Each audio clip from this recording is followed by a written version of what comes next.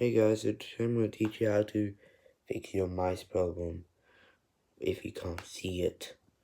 So I'm using a laptop, but if you have like an external mouse, like connected to USB or anything, then watch this video. Or if you're a laptop user, then watch this video.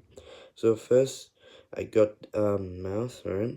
You can see it, but if you can't see your mouse, then you gotta click on Windows R, which goes here, and then tab, and you want to fill in this. When you're done filling in this, or pause this here. If you're done filling in this, then click OK. I'm just gonna click OK here, and then tab, mice and other pointing devices. Go to this one, and then tab.